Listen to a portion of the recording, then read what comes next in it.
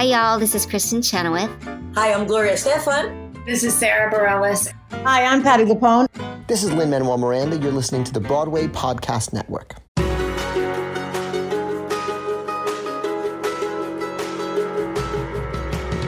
Welcome back to the Theater Podcast, intimate personal conversations with the industry's biggest names. This episode is with Liz Callaway, who has had multiple decades of credits and is an amazing, amazing performer. You may know her as her critically acclaimed Grizabella from Cats back in the 80s. She received a Tony nomination for her performance in Baby. She made her debut in Sondheim's Merrily, We Roll Along in 1981. She's just done so much. She's actually got a YouTube channel now that she's been diving into in the quarantine and the pandemic. She's posting so much original content, and there are just some amazing gems in there. But this conversation we talked about everything. I had such a well-rounded conversation with her, and not just about theater, but just the arts in general, and why psychologically we love to watch the arts, why we love to sing, and just how we interact with each other. She's just an amazing person to chat with. Before we get into the episode, find me, as always, on Instagram and Twitter at theater_podcast, on Facebook.com/official theater podcast. Hit that like button, hit that subscribe button, however you're listening, leave a rating, leave a review. Everybody, please now enjoy this episode with Liz Callaway. Here you go. 1, 2, 3.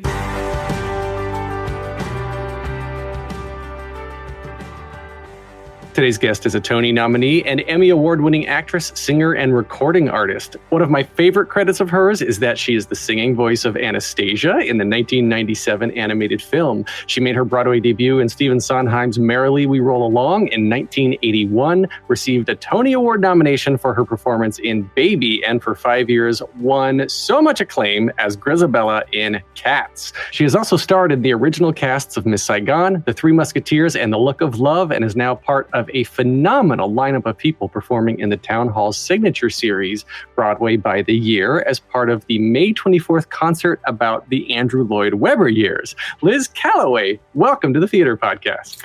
Thank you. It is so nice to be on your show. Thanks for inviting me. You're very welcome. I want to ask, first of all, though, that this Broadway by the Year thing, it's all about Andrew Lloyd Webber years, but you made your Broadway debut in a Sondheim show. So, is there, Sondheim and Webber, are they always trying to get you into their different productions and butting heads over that? Well, just the fact that I only do music of people who have the same birthday. As they do. No, they're so different, but I've been really lucky to get to do, both their shows. I hope they do a Broadway by the Year Sondheim concert. Now that would be, I think, an excellent idea, and they could sign me up for that today. But I'm happy to be doing this particular concert. I've done many Broadway by the Years in person, and of course I have a history of doing Andrew Lloyd Webber musicals, but I'm not necessarily singing what people would expect in that concert. Well, are you able to tell us what you're singing, or is that a secret that we have to find out? I won't go into specifics. I can tell you what show I'm singing from. Sure. I'm going to do a few songs from Song and Dance. Okay. And I'm not singing Memory. I was actually asked to sing Memory for the program. And of course, I love Memory. I love singing it. But I've discovered in this pandemic that singing Memory in a song like that in my living room is not something that gives me joy, Give me on stage with a microphone in the show. That's a whole other thing. Then I love it. In concert, normally I love to sing Memory. Not so much in my living room, just to my cat. It's not the same. So I said, can I please do some other songs? So I'm very happy to be singing what I'm singing in the show. Memory's more a go big or go home sort of number, and you're already home, so you can't go. Yeah, no, that's something I've learned. I've done so many so many live streams and videos that I've shot in my house and sometimes on my back porch. It's easier to do a quieter song than it is the real big, Journey to the Past from Anastasia. I've sung that in my living room. And again, it feels a little weird. It feels a little weird when you get super big and you're singing at home. So I kind of like the more introspective songs. Yeah, that totally makes sense. I've talked to a lot of people, of course, since Broadway shut down, before and after. I've actually, now that I think about it, I've had as much time interviewing for the podcast in the pandemic as I have had pre-pandemic. Pretty much it's 50-50 now. And what I'm hearing is the amount of fatigue, the emotional fatigue of not having I was going to say career, but that's not true. Not having an industry, right? The fatigue and the worry and the anxiety that comes with saying, when am I going to get my industry back? But also just the overall ask of what you just said of when people get known for one thing or they get popular for one thing, that's what they're continued to ask. They are continually asked to talk about that over and over again. And like, there's so much more, even just researching for this and knowing you from other interviews and whatnot, like there's more to you than just like the voice of Anastasia and the 5 years in Cats and blah, blah, blah. You've got 8 albums that you've released. You're a recording artist. You've done all this solo work. And you also have a very talented sister. And I believe you're doing something you just announced yesterday as we're recording this, that you're doing a concert with Anne, right? That's her name? Yes, yeah, we're doing, I think that's her name. Anne, what's her name? Anne Hampton Callaway. I just visited her a little over a week ago. She lives in Tucson now. And she used to live 5 minutes from me. I live about an hour north of New York City. And we hadn't seen each other in 14 months. And we're super close. And we've talked on the phone almost every day, but it's not the same thing. We just spent 3 days together and we sat down at her piano and we sang a song. We actually sang Comin' from the Rain, the Melissa Manchester, Carol Bayer Sager song. We filmed a video of it and we put it up on social media and everyone just went crazy because it's a song that has new meaning now after being apart. Yeah. And so we put this video up and was like, oh my God, it was so amazing to sing together. Anne has been doing a live stream concert once a month from her house. She's a wonderful pianist too, called the Callaway Hideaway. And so we've decided that for her May edition, we're going to do a sister show. So I'm going to fly back to Tucson. And we're calling it Side by Side, the Callaway Sisters Side by Side, because I'll be sitting side by side next to her on her piano bench. Mm-hmm. And that I've done live stream concerts, which have been, wonderful. But to actually be singing with another person and singing with my sister again is just going to blow my mind. It's going to be just a thrill. So I'm really excited. And I think a lot of people are really happy that they're going to get to hear us together. It's been so long. Is there a website that that where we can get tickets or watch, or is it just going to be on social media? It's actually going to be a live Zoom concert. And if you go to any of my social media, if you go, like at Instagram, I'm at Liz Goes On, and Twitter as well. And in my bio, I have a link. I have a link and I can send it to you as well if you do show notes about how to get tickets. But and if people can't, it's at Sunday, May 23rd at 7:00 Eastern Standard Time. And if you can't watch, we'll send you a link the next day that'll be good for a week. Oh, awesome. Yeah, that's so much fun. I absolutely love the ingenuity that everyone has poured into this last over a year now, however many months it's been. And you hear people talking about this, the renaissance that everyone's expecting, right? Because after a darkness, after a shutdown comes or during all of that comes the ingenuity and all of the creativity that's just exploding, waiting to come out. So once we're able to get back on stage, once Broadway returns, once it's safe to be near each other, the amount of stuff exactly like what you're doing, I think is again, go big or go home. You and your sister are probably going to find that you're like, oh yeah, we need to do this at Joe's Pub or 54 Below. Oh yeah. Well, we are going to be at 54 Below. At Feinstein's 54 Below, we were supposed to do our show Broadway, the Callaway. And of course, like so many of our concerts together and individually, everything has been canceled. And that's rescheduled for January now. That's the next live date we have together. Tomorrow, actually, is going to be my first time singing in front of people, a live experience as we're taping this, and it's singing the national anthem for the Mets. But I'm also, when the pandemic hit, the last live performance I did was at the York Theater. And it was a Sheldon Harnick tribute. And it was Sheldon and myself and Karen Ziemba and the late, great Rebecca Luker. Mm-hmm. And 2 days after that, I was flying to San Francisco to do a show at the Feinstein's at the Nico. And halfway through my flight, I never get Wi-Fi on planes, but I thought, I'm going to get Wi-Fi. I had emailed that it was canceled because it was shut down. Yeah. So I landed at the San Francisco airport. I thought, okay, what do I do now? And then I turned around and took the red eye back. So you didn't even leave the airport? No, I never left the airport. And we're announcing this later this week, Feinstein's at the Nico in San Francisco is reopening. Nice. And I will be there in July. And they asked me, they said, so do you want to do the same show? I have a tribute to my female heroes called A Hymn to Her. And I said, I don't. I feel like there's going to be so much I'm going to want to say and sing. And my husband has suggested I call my show in San Francisco, Now Where Was I? Since I was just about to perform there.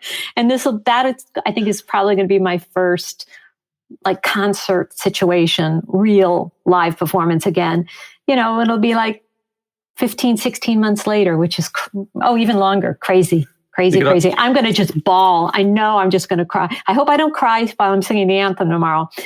But I know when I'm singing for, an audience, it's just going to be very overwhelming. That first, I've said this so many times now, that first downbeat, like the energy of the first Full House, the downbeat when the orchestra just hits it, when the lights go down that first time when Broadway reopens, I want to cry thinking about it. I cannot wait for this moment. I mean, selfishly for myself to be back there, to be in the atmosphere, but also just for everybody in this industry who has just been affected so intensely. And, we hear about Broadway being shut down, like, Broadway performers don't have their jobs. And that's horrible and terrible. It goes so far beyond that, though, because there's the crew, there's the orchestra, there's your house managers, there's yes, the restaurants, of the tourism. Everyone, the dry cleaners, everyone. Yeah. And, so much of New York, the tourism, and it's just... Theater is so important, and Broadway and off-Broadway is so important on so many levels. And we need everything to come back. And then, of course, the huge void for the audience, too. Mm-hmm. There's been an amazing amount of entertainment has been made and created from everyone's homes, which is pretty special. But there's nothing like a live performance. Absolutely. There's nothing like it for the audience or for performers as well. I believe you've been doing cabaret shows since high school, I want to say. Is that correct? Or when did you start? That is a lie. That is a lie. No, I didn't start performing until high school. I did a couple of times. I moved to New York when I was 18 with my sister. I had only gone to college for a quarter. That's a long story. But, and I did what we called a club act a handful of times, the duplex, which is still there. And But I didn't start doing cabaret until my sister and I did Sibling Revelry together. And I didn't do solo cabaret work again until much later. I was so busy doing shows. It didn't really occur to me to do something like that again.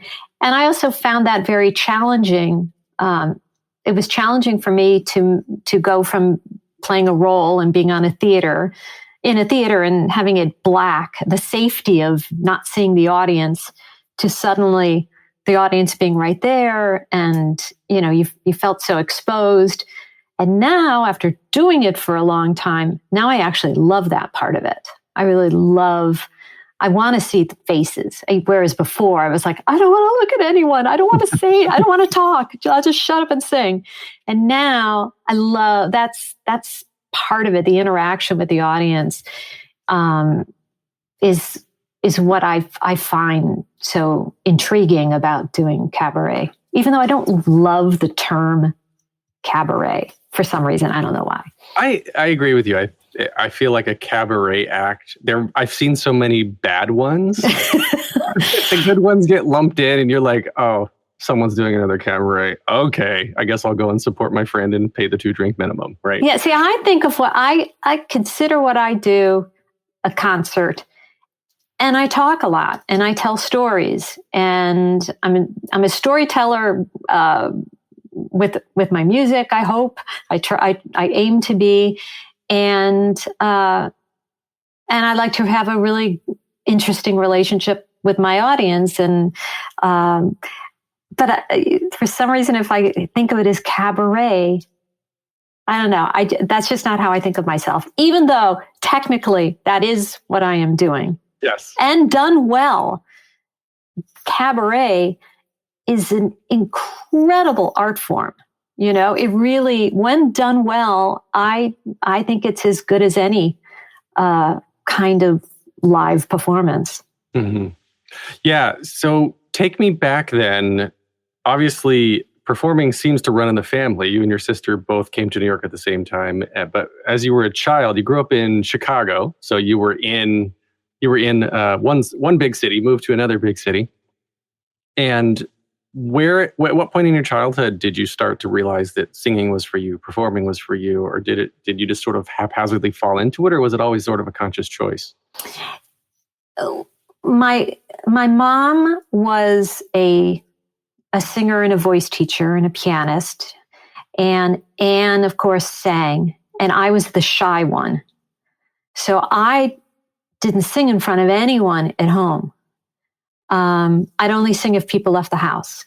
But I love to sing. My first cast album was the original cast album of Hair. And I would, and I knew I had a voice. I have a memory of, I think maybe I was eight years old, thinking, well, if everything else fails in my life, I could fall back on a singing career, which is so ridiculous. But I knew as a little girl, I knew I could sing. But I never wanted to sing in front of anyone. I didn't do anything. I didn't do any chorus. I didn't do anything until I was in high school. And if my family, if there was a party at our house and my mom, people would be like, oh, Liz, sing something. The only way I'd sing is if everyone turned around and didn't look at me. And even then, I just didn't like that. I was just so shy.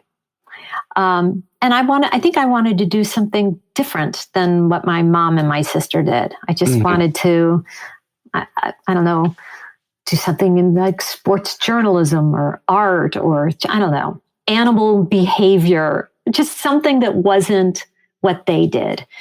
And then in high school, I started doing, dabbling a little bit in theater, and I was in the chorus of a show, and it was my sophomore year, and my parents got divorced in the middle of my sophomore year. And I was definitely a late bloomer and kind of a loner.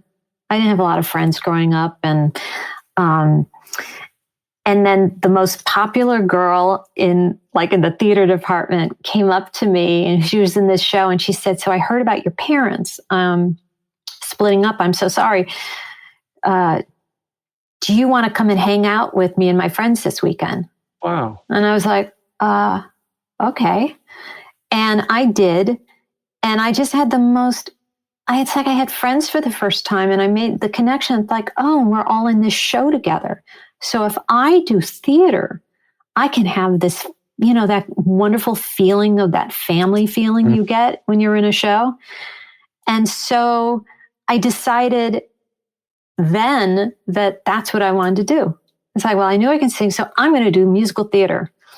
And then, of course, I had to somehow get over my terrible fear of singing in front of people. But it was really more for the social reasons that I started doing theater, not because I'm going to be a star and I need to express myself through my art. That wasn't what got me into it. And you mentioned me growing up in Chicago. My dad was a journalist, wonderful journalist, and he was actually transferred to New York for 5 years. So we lived in Long Island and Huntington, Long Island, and Riverdale for a total of 5 years. And during that time, my first Broadway show I went to see when I was, I think, 10 was Company. Nice. So that was my introduction to Sondheim. And my parents saw it first, brought home the cast album. I was just obsessed with that cast album. And then when my first Broadway show was Merrily, We Roll Along, it was just so incredible to have that be my first show because of how I felt about Company. And it was Sondheim, Hal Prince, George Firth, Alvin Theater. So it was crazy. So all these people that you've grown up listening to or knew about, you're with them all of a sudden. Like that's one of these pinch me moments. Oh, absolutely. Oh my goodness, that had to have been incredible. We're going to take a short break. Stay tuned for more of the episode.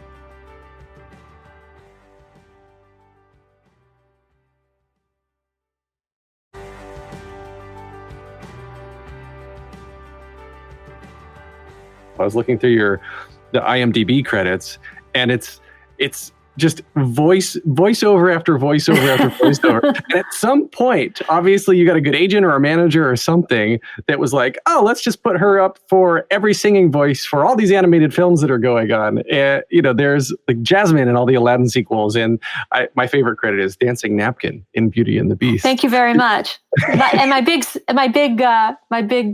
solo line in Beauty and the Beast, good day. That was it. In fact, I have it over here in this room. I just found my original sheet music for Beauty and the Beast for the chorus stuff I did. And I have it, and my part is highlighted. And you could say good day. And I was one of the Gaston's silly girls. So I have that. I was like, I'm going to take a picture of that and put that on Instagram. Just as Throwback Thursday. I keep everything. I've kept all my music. Every time I've done a demo for something, I did the original demo of Just Around the River Bend. Wow. And it was very different.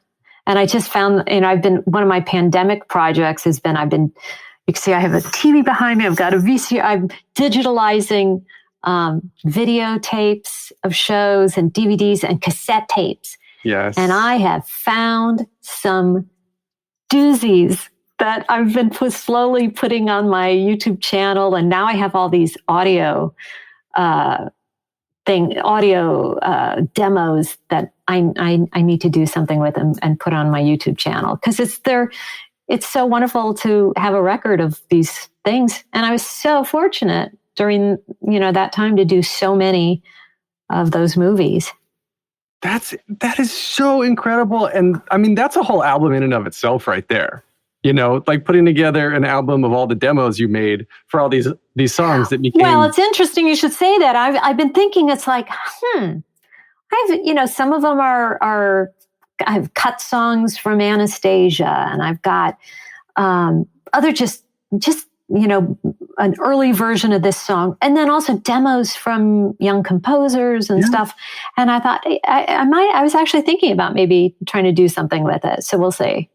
I'm like, there'd probably be some rights issues, so I don't know if I'd be able to. But there's some. I look back and I go, wow, I did a lot of stuff. That's so much fun. I would love to hear those. That's incredible. So if you do anything with those, let me know. I'll let you know. I will. First one there, but so you come to New York, of course, and you're. How long is your sister with you, by the way? Is she is she trying to do the same track that you are in parallel? No, actually, when we moved to New York, Anne was a theater major for 2 years at the University of Illinois. She says she served 2 years at U of I. So she actually originally, she did a lot of shows in high school, and she was a fantastic actress. And I think originally she thought she was going to do theater. But when she moved to New York, when we moved together, she actually started working in a piano bar because she could play. Mm-hmm. And she started making a living doing that and concerts and cabaret and all these recordings. So she kind of didn't really pursue doing theater, whereas then suddenly that's what I did. And so when she had the opportunity to do swing on Broadway and plus get a Tony nomination, that was incredibly special for her because I think that was truly her original dream. Mm-hmm. And then we found at one point, I think when she was doing swing and then suddenly I was doing concerts, I was like, oh my God, we sort of switched, what we've been doing, which was very interesting. But I mean, we're both lucky in that we've been able to do so many different things in this business. Plus, she's a brilliant writer. The Nanny, there's like this resurgence of The Nanny because it's on HBO Plus now. Is that HBO right? Max. It's Disney Plus, HBO Max. Oh, HBO Max, yeah. And so suddenly there's this whole thing of the theme from The Nanny, which Anne wrote the theme and she sang lead on, and I sang background vocals on it. So that's that's kind of the gift that keeps on giving. I was gonna say, getting into residuals for a moment. I have a friend who was one of the trolls. I don't even think she had a solo line, but she still gets like what we call the mailbox money, right? From Frozen, because she was a troll in Frozen. And so you've got this like decades now of this plethora of highly watched and still watched animated movies. So good for you. Well, I'll tell you that I'm very, very fortunate for that. And of course, the biggest thing is always trying to get insurance. Trying to make enough to get SAG-AFTRA insurance, which is, I don't make it every year, but there are a lot of years I do. And Beauty and the Beast, that was my first animated movie. I remember we got checks and we thought it was a wrong zero. And it was just, we had no idea there were going to be these kind of residuals. But that, the interesting thing for me about the animated movies that I've done, and especially Anastasia, I had no idea the effect that they had on people until I started doing concerts, particularly concerts around the country. And I'd have people come up to me and be like, oh my God, Anastasia, that's the soundtrack of my childhood, or The Swan Princess. Or people, if I do a master class and I sing a little something from it, they'll just burst into tears. And I had no idea, because you're in a studio. Anastasia was like a 2-year process. The movie opened, it closed. And so you don't know the effect, especially with social media now. Mm-hmm. And I've connected with a whole new audience, which is great, because my goal is I just want my music and the things I've recorded and the things I hope to record until I'm doing a show again. which is my first love. But I just want my music to reach as many people as possible, And so the fact that people go, oh my God, you did Anastasia. I didn't know that. Oh, let me listen to Leaving on a Jet Plane, or let me, you know what I mean? So that's sort of kind of the hope for my future of just my legacy, is just you hope to share as much music as you can. I feel like it's part of an expression, right? It makes you who you are. And I love that you use the term legacy. I've never used that. I've never said that word in my entire life. I don't know why, but it just kind of came to me. Well, it's true. It's true because everyone wants to be remembered and they want to be remembered positively. At least, I'm generalizing. But I in the back of my mind too, it's fun for me to think I have two small children, and one day, hopefully they'll go back and be able to listen to these podcast episodes and get an experience or a snapshot of who I am at this time. And because I don't play music, I sight read poorly, but I can sing moderately well, right? So I never, the cards weren't in it to continue to perform. And this is again sort of my way of creating and expressing and just being real and putting something out there that not only people enjoy listening to, because I get emails and I get, story posts on Instagram and whatnot too of people who are talking about episodes. So I know that it's affecting people positively. And at least so far, no one's written negatively. So hopefully I'm doing okay so far. But, there's the family side of it and the legacy side of it. And it's also allowed me to, I wonder if this is the same for you, is that after I put out an episode, I'll get a text sometimes from a friend that I haven't heard from sometimes in years. And they'll say, oh, I just listened to your episode with blah, blah, blah. And the thing you said about whatever that really resonated with me. Like, how are you doing? What's going on? And I rekindle these relationships with people that I didn't even know were still paying attention. Oh, that's nice. And let me just say that you're a very thoughtful, you're a very easy person to talk to. Aww. It just feels, and I'm glad, we're doing this in a way that we're looking at each other, which is nice, which helps. But there's something about, I don't know, you have a lovely way about you, and it almost makes you want to share more, and just the fact that, and the fact that your kids will be able to listen to what you've done. My dad, he was amazing television journalist, John Callaway in Chicago, very well known. And I will come across interviews that he's done from years and years ago that I maybe saw when I was little. But just to have that, that's, I also think for a lot of us, one of the things I've been trying to do during the pandemic is I will just make videos. I sing in my car, and I have on my YouTube channel, I post songs of me just rehearsing and singing in my car or at home. And the response I've gotten from people, they're so just wanting to share music, just the connecting with people, because that's what we all need to, we all need, what's the word I'm thinking of? I think of spam a lot. We're people who need people. Yeah. Yeah, no, but I think we're all craving connection, and particularly during the pandemic. And in general, that's something that we're able to do, as what you're doing, what I try to do, whether it's live or from our homes. That's, I think, something that's nice.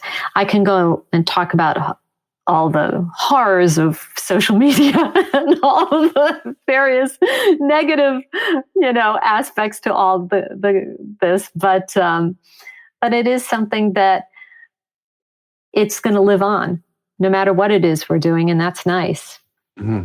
Our story will go on. Like, what is it? In Jurassic Park, Jeff Goldblum, life finds a way. Yeah. Oh, Jeffrey. The the original intent I had with bringing up your sister a while ago now was to see if there was, I was going to ask about any sort of sibling rivalry, because if you were trying to pursue the same thing at the same time, I feel like it would have been a little bit hard, especially in the theater community where it's that much harder just to make yourself, just to be successful. Like my brother, I have a younger brother, he's a doctor, and I had never any inclination to ever go that route. So he gets successful and I'm like, awesome, dude, good job. And then I do what I do and I have imposter syndrome every step of the way, but it tells me that I'm doing well. So, but we're never in competition with each other. And we're never trying to pull each other down, or we're genuinely happy for each other.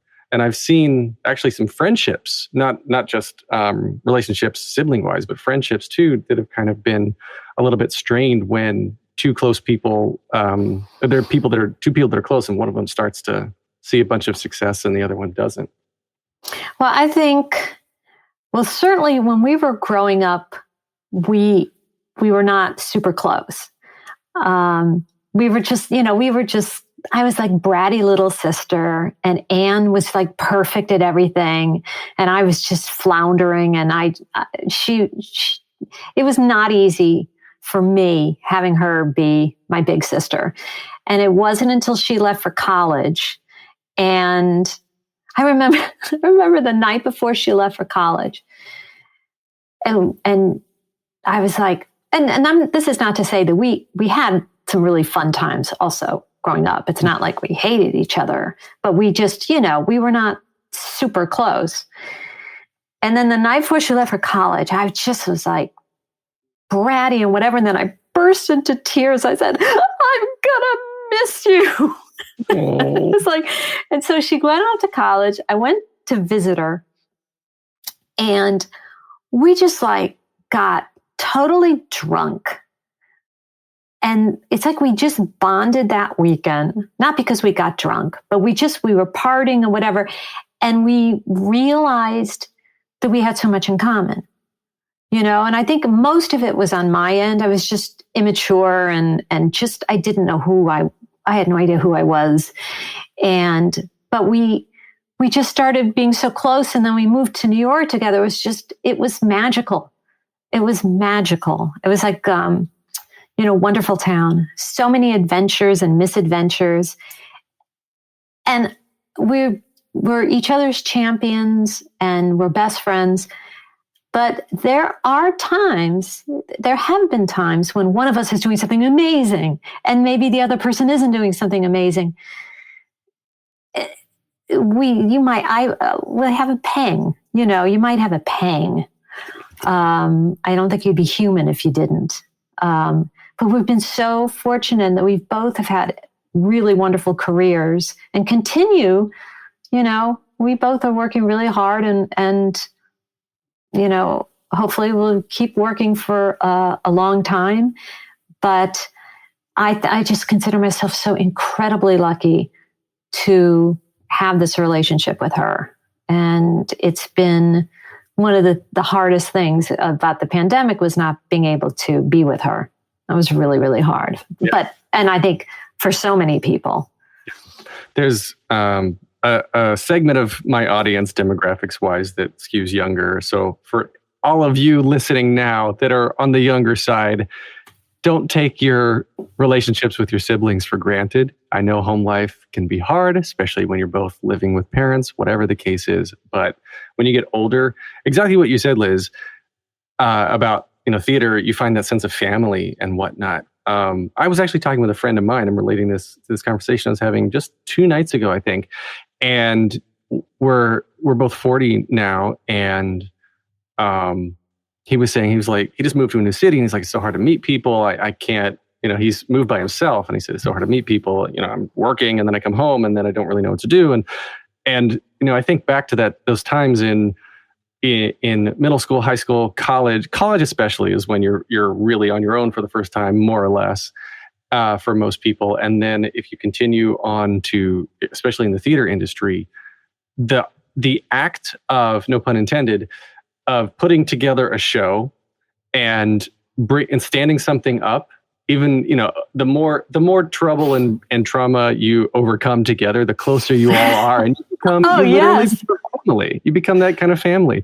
So what I'm saying is that you're right. We need connection. I think that's part of why the arts are so important. But it's so easy to make friends in high school and college compared to when you get older, and sometimes you just got to work to live. Here's a pandemic story. So my son Nicholas is I have one child, and he is in grad school at the moment, and he lives in Brooklyn.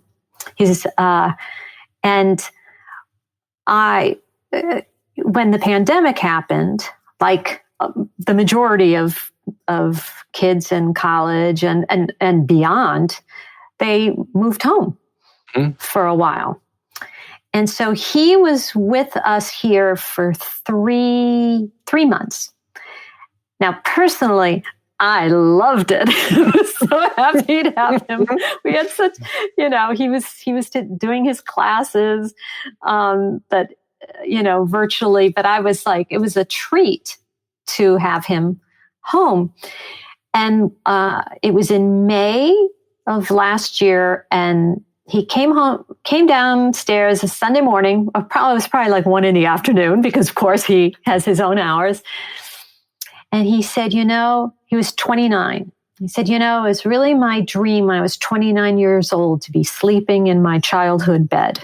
And he didn't say that. And he wasn't being cranky. He was kind of saying that with a sense of humor. And I said to him and my husband, we were all in the kitchen. And I said, Nicholas, someday you may look back on this and be so happy for this time we had. 6 days later, my husband was in a terrible car accident. Oh, no. And he's okay, but he was in the hospital a week, broke his ankle and 12 ribs. And it was really, really scary. And he's fine now. And, thank God. But I look back at that and I go, oh my God, we had, I will always treasure the 3 months that I've had with my son. And I think he would say the same thing. All those moments, you just don't know. You just don't know if, I don't mean to sound so morbid, but you just don't know. You don't know. We take so many things for granted. We took Broadway for granted. We took, I'm going to sing. I'm going to see so-and-so. I'm going to go to a meal. I'll go have a meal. I'm going to, and we really do. We have to savor every moment as best we can. It's not always easy, but it's something to strive for. That's very, very practicing Buddhist practice, not Buddhist religious, but Buddhist by practice. I think is just the being in the moment, being happy and being content. So it's hard. It's hard. It's not an easy thing to do, and some days you feel that way, and on the other days, it's life can have its challenges. Just when your Wi-Fi doesn't work, just like you can get all the little irritating technical things that happen, where you just become enraged because something freezes, or for me, it's uploading videos. In the pandemic, we've had to become, I've learned so much technology, and I'm actually really trying to learn. I've been learning video editing. I've learned how to make lyric videos. I'm trying to learn how to do all kinds of stuff because I think knowledge is power. And I think it's just the greatest thing to keep learning and challenging yourself. That's really important to me. 100%. I agree with that. And one of my biggest fears is just that I'll stop being able to learn. I want to always try new things, know new things.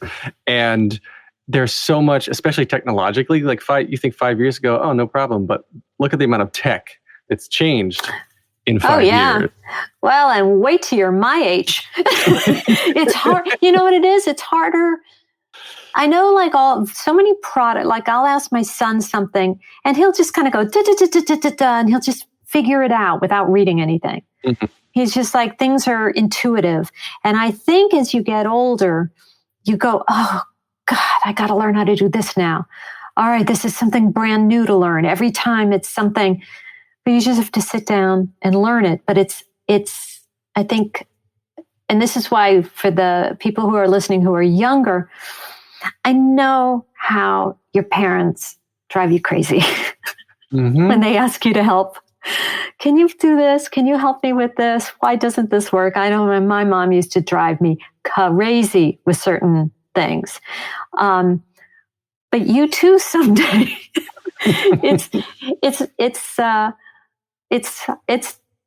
It's very hard, and it's like we have to be very kind to each other. And it's easier to teach people how to do things as long as they're not your parents. My friend Richard sat on the phone with me and talked me through this recording on GarageBand that I was trying to do. And he was like so calm and this, and I made a few notes. I was like, this is great. Got it. Easier than me like watching YouTube tutorials and whatever. And he said to me, oh my God, if I was teaching my mom this, I would have a nervous breakdown. But the fact that it's someone else. So if you're ever helping your parents, pretend they're not your parents.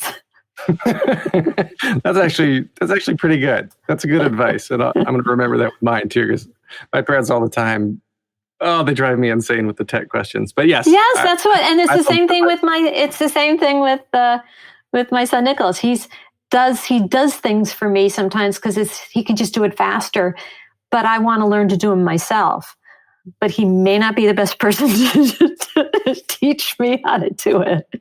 I think that's a product though of being on stage and having to learn scripts and blocking and singing and lyrics and all that is your brain has formed the pathways to be able to take in new information.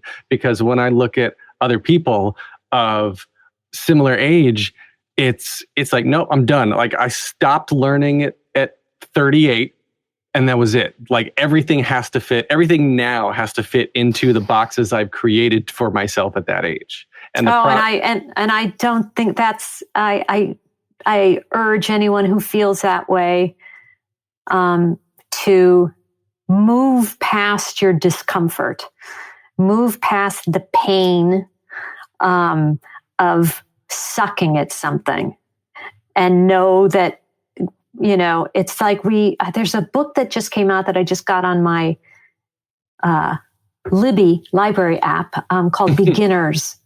And it's about someone who's at a later age taking up piano and taking up or singing and, various things, and just talk about having, it's good to have the beginner's mindset that you're not going to be able to do something right away. But once you do it, I think it is so, I was like in a crappy mood about a month ago, just kind of going like, I just wasn't feeling inspired about anything. And I made a list of everything I've learned how to do since the pandemic started. And it's a long list. It's a lot of tech stuff. But I was like, wow, I've really, that's what's going to keep me forever young, is if I never stop learning stuff. And the RAM is a little full for some of the lyrics. For learning my lyrics takes me a little longer now. But no, that's something I just think is super important. And because otherwise we just stop. And what fun is that? I love the brain anatomy. It's not, I was going to say chemistry, but I don't think it's chemistry. And we're totally off the rails on a tangent now, but I love it. I don't care. Oh yeah, we're not talking about Broadway. The theater, the brain it fascinates me because I think it was Anthony Veneziale I was talking to from Freestyle Love Supreme, and he grew up listening to hip hop, rap, R&B. So like this sort of improvising in this style is completely second nature to him because his brain is used to it. And for me, I grew up on my mom listened to cast albums and I did performing in boys chorus and stuff. So I didn't get into the rap, the hip hop things until like much later in life. And so even to this day, as many, probably the 100 times literally I've listened to the Hamilton soundtrack, I still don't have that memorized lyrically. I can sing you every note, but I don't have the lyrics memorized because it's speaking, not singing. But if all the songs in Hamilton that are sung, no problem, could spit those out. All the rap songs, the spoken songs, couldn't tell you. Like, I have to associate that with blocking. Oh, that makes sense. I read once, I think it was Bette Midler was doing a one-person play on Broadway. Does that ring a bell? Was it about a press agent? Never heard of her. Never heard of Bette. Oh, yeah, never. But she hasn't been on your show? Come on. Not this week. But I may be making this up, but I don't think I am. But I think when she was trying to figure out how to learn her lines, because it was so many lines, that someone suggested that she musicalize them. And she thought of it as songs, and that's how she learned all her lines.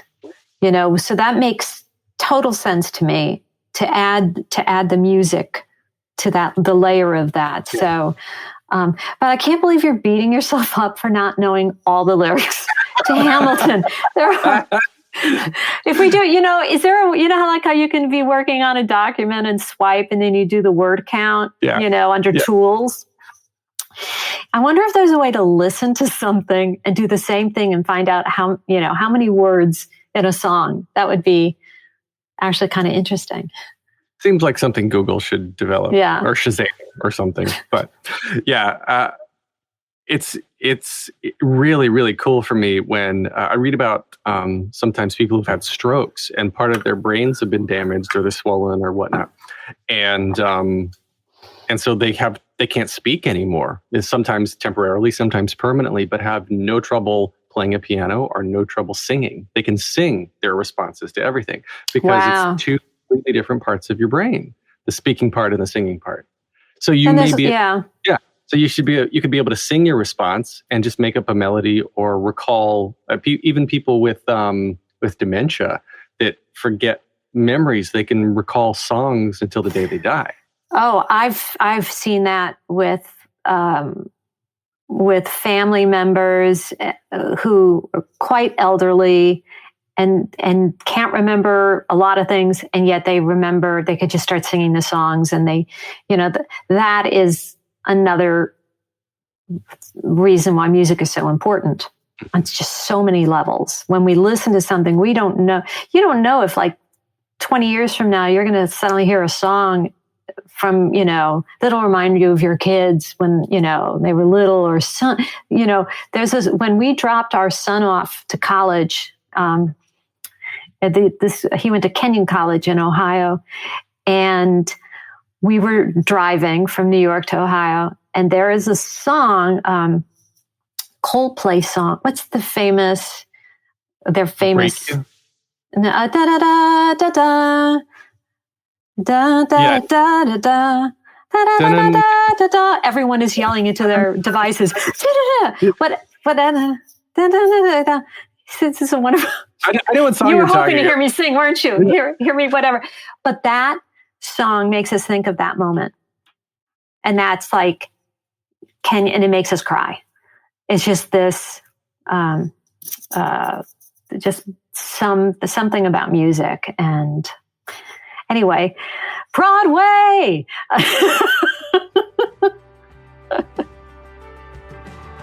We're going to take a short break. Stay tuned for more of the episode.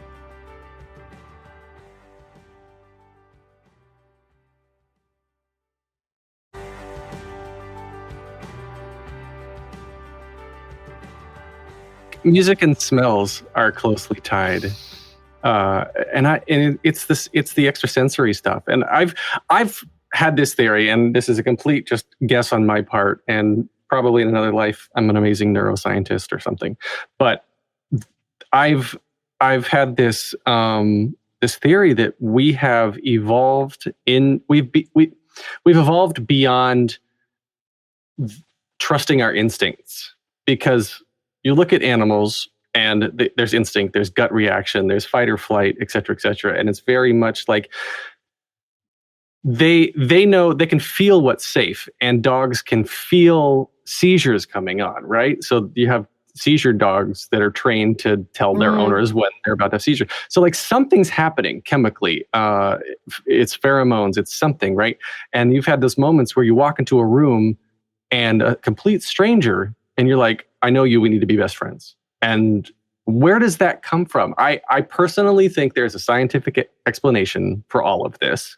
And I believe we've gone too far down the path of being so self-aware that we have forgotten how to trust our instincts and be in the moment when it comes to pheromones, chemicals, first impressions, whatnot. What do you mean we've become so self-aware? What do you mean by that? That would keep us from having those moments of instinctual, If you, not prevent us from having them, but prevent us from trusting them or listening to them. Because someone who has been told by a partner or a parent or a friend or something that they're just not, maybe they're not good at something, or they feel for whatever reason, they're down on themselves and they think like, well, if I try this, it's just not going to matter. Like I shouldn't even try. Or even in relationships, when you walk up to that person or you feel that connection with somebody in a room, immediately some people will shut themselves down and walk away because their first response is, I'm not good enough. They're not going to like me. I'm just going to walk away. Whereas if they were just like, I feel something, it's coming from my chest instead of my brain, then we can go and have this conversation with each other and get past all of the childhood baggage and the emotional overhead or intellectual overhead and trust the emotion, right? Trust the gut reaction behind the emotion. I think that's very true. I think that's harder when it comes to meeting someone. You know what I mean? Because we do have fears. I know just intuitively every home I've ever I've lived in, every apartment, I've had a moment where I've walked in and I'm going, yeah, this is it. Mm-hmm. This is the place. I just know. And I've had that with a lot of shows I've been cast in. I might know when I hear about the audition before I audition. I just have like a weird sense of that. But you're absolutely right. I mean, something that I've discovered is we've told ourselves this is who we are. I don't do this. I'm not someone who, this goes back to what we were talking about, learning things and being afraid to fail and be bad at something for a while. Yeah. We tell ourselves, I've always told myself that as a performer, I interpret material. I don't write material. And maybe it's because my sister wrote, or maybe, I don't know, but I kind of told myself that wasn't me. And then one day I said, I'm going to sit down at the piano and like write 5 measures of a shitty song. Am I allowed to curse on here, or do you have to bleep me? That was like, I was doing something called the 5-minute journal, where you're like, what would make today great? I was like, I'm going to write just a little bit of a terrible song. And I sat down at the piano. I'm a really good sight reader, but I don't really play the piano. And I just started, and all this music came out of me. And I was like, maybe I am. I think deep down, I am a songwriter. I don't have anything to show anyone, but I'm working on that for me. But I think, you can spend your whole life saying there's so many things that we prevent ourselves from doing. And to your point, we're afraid. And so we don't necessarily follow if there's a signal, this is someone who could be important in my life. And how that relates back to theater, I suspect, is the more you can be present and the more you can be in the moment and the more you trust your gut on stage and let the script work itself. The script will come out of your mouth, but your body, who you are as a character, I think the less we start thinking about it, like, think about your characters, know where it comes from, all that classical training stuff, right? But when you're on stage in the moment, it's all about listening. And listening, being a good actor is being a good listener, right? So in that same moment, not only listen to what the person across from you or the people across from you are doing and react appropriately, but listen to yourself. Where do you want to move? What does your body want to do? There's a reason that, like, the lizard brain, right, is still active, saying like, hello, knock, knock. I want to go hug this person because they're emoting right now. I want to support them, or whatever the case is. And I think that could tremendously help so many people, because if you're just like thinking about every move, then you just kind of turn into a robot. Yeah, listening is, for acting. My dad is an interviewer. He always said the most important thing when you're interviewing someone is to listen. And in personal relationships, the same thing, to actually really listen to what the other person is saying, and not just with your ears, but with everything. It's a gift to give your attention to someone, your full attention, on stage and I'm talking off stage. Yeah. Since we're getting into all kinds of really interesting non-Broadway things. I agree. There's so much distraction, and with everything on demand, everything in your pocket, all the compute power we're literally carrying around with us at any given moment. You're right. It is. I never thought about it that way, but you're 100% right. It's a gift to give someone your full attention. And I worry, actually, now that you said that, what kids now, I guess what I was going to say was how kids now are going to be when they grow up, because they don't have the experience of possibly even sitting down at a dinner table with the whole family without someone being on their phone, or, like right now everything's virtual anyway. So who knows who needs to connect where. But I heard the other day that, or not the other day, it was a while ago, that like young kids now, and even, I guess maybe even high school kids are losing the ability to have a conversation, or it's not comfortable to maintain eye contact because they need to look down at their phone, or they need to text. They can only emote through texting or through emojis, or, whatever the case is, right? And that's part of why I prefer this platform. We're using Squadcast to record, because we're not recording the video, but we can see each other. Yeah. And I'm looking in your eyes. I'm getting whatever oxytocin release is happening in our brain by looking somebody in the eye. And my brain is telling me, we're bonding now, be closer, share more, whatever the case is.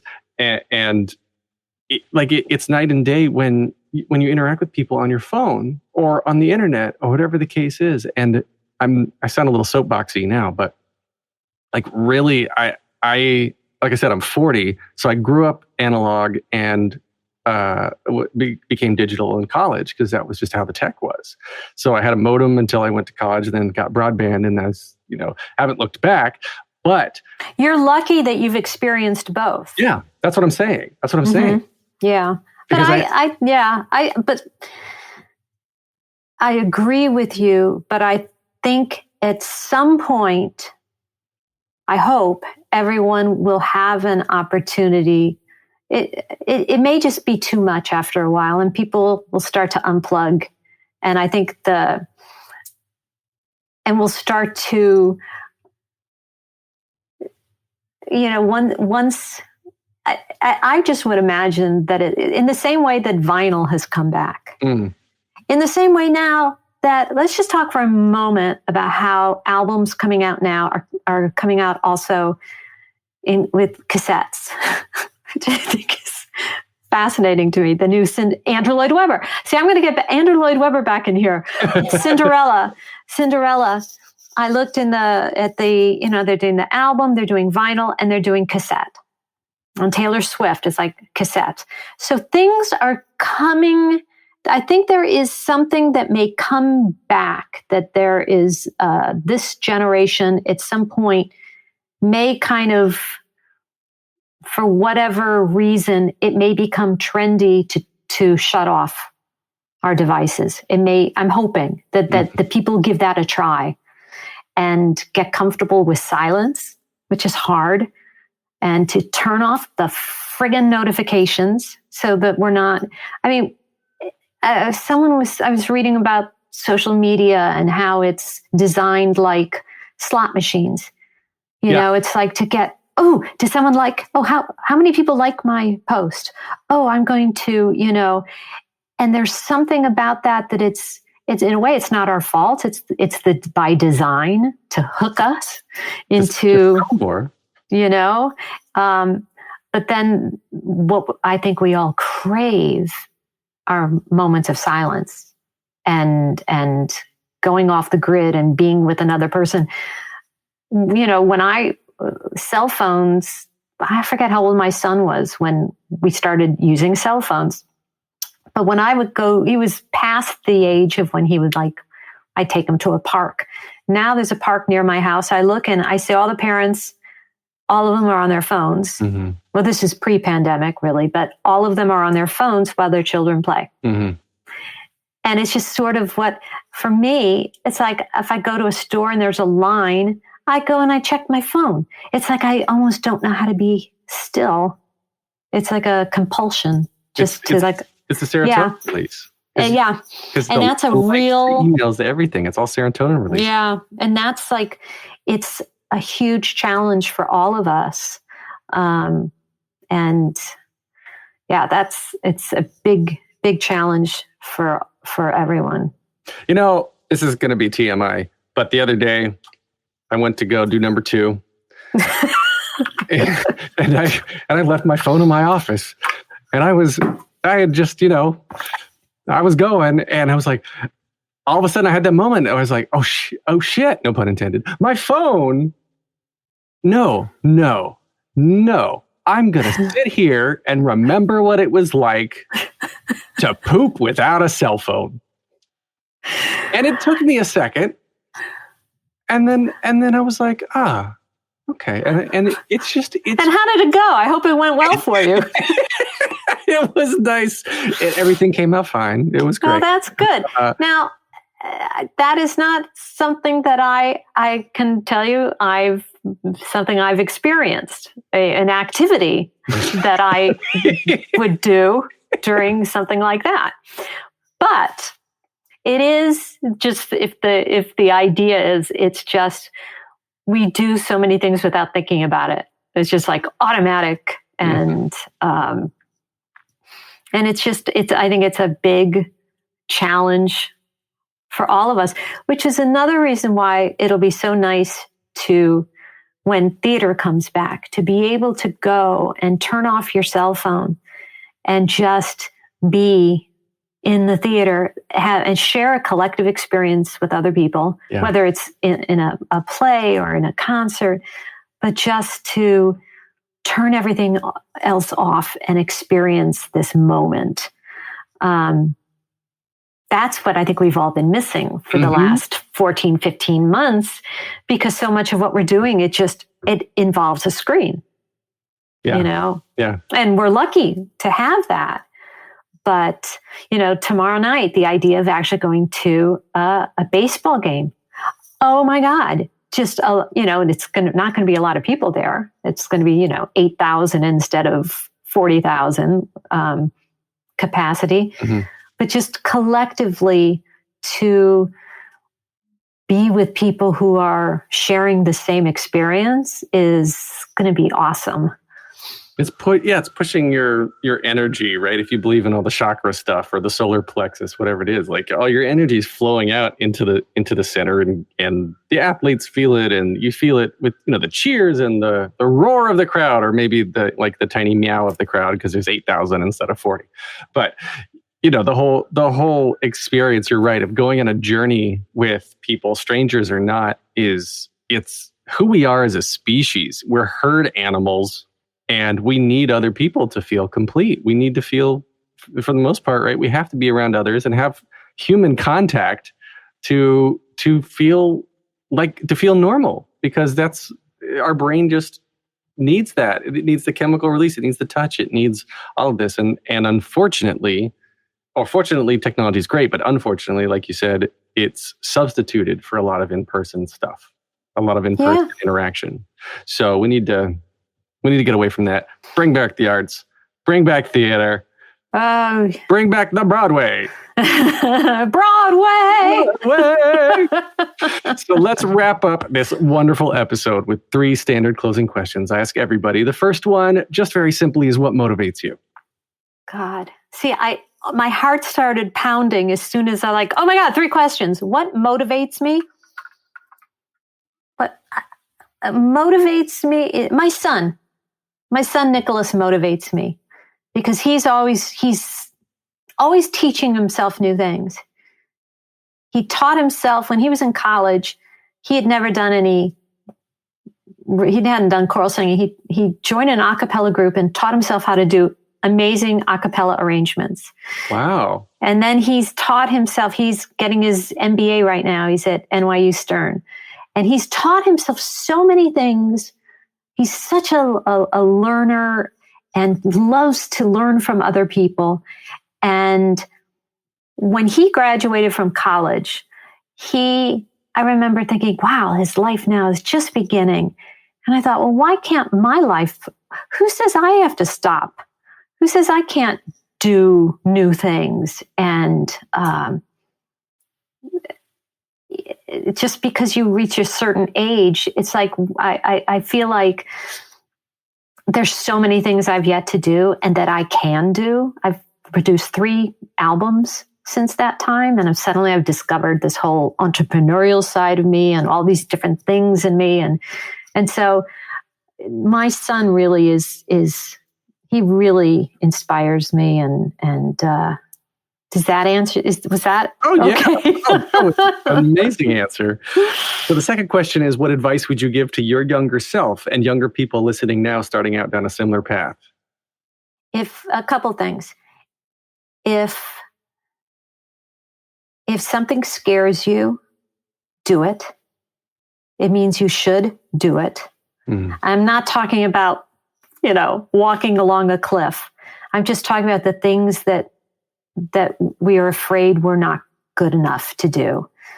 And so we don't do it at all. So I would say that. And then I would also say, don't wait for someone else to give you breaks. Go out there and try to create your own thing. I love that. Last question. This is the hardest one, all right?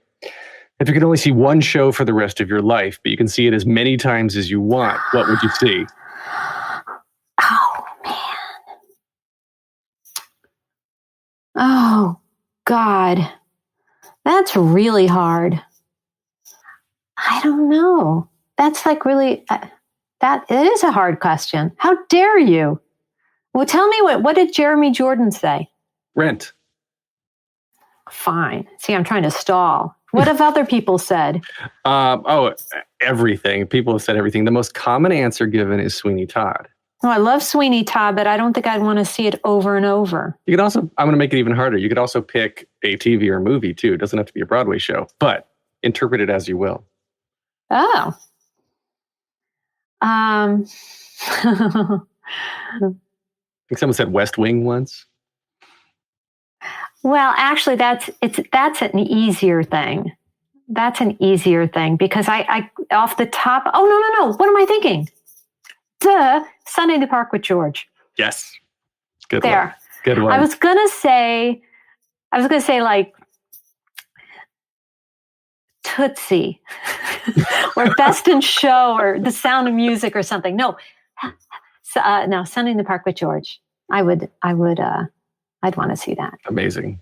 So, of course, you are online on Instagram and Twitter at Liz Goes on both platforms. Your website is lizcallaway.com. Everyone go to thetownhall.org and get your tickets for Broadway by the Year. Liz's performance is on May 24th. There are also performances before on April 26th and May 10th. And Can I do a self-plug while you're plugging me? Am I allowed to plug myself? Please. I would just love it if you're bored or not bored, to go over to my YouTube channel. That's been one of my big pandemic projects. And you're going to find videos from, me singing The Story Goes On from the Merv Griffin show in 1984, songs with my sister and my mom, my song with my son, my car videos. I'm just trying to put cool stuff out there. And I would love you to just stop by and say hi if you like it. I love that. All right. We're going to put that at the beginning of the episode, too. I'll make sure to plug it in, in the intro before we get into it. You can get more of me at thetheaterpodcast.com. I'm on Instagram and Twitter at theater_podcast. Leave a rating, leave a review. Please subscribe or like however you are listening now. This has been edited by Well-Rounded Hoodlum Productions. And thank you to Jukebox the Ghost for the intro and the outro music you are hearing right now. Liz, thank you. We went so many places in this conversation. Oh my God, it was so much fun. You are just a delight to talk to. And and you've given me a lot to think about. This was a really, really great conversation. So thank you. You're very welcome. Go Yankees. Go Mets. Yankees! Take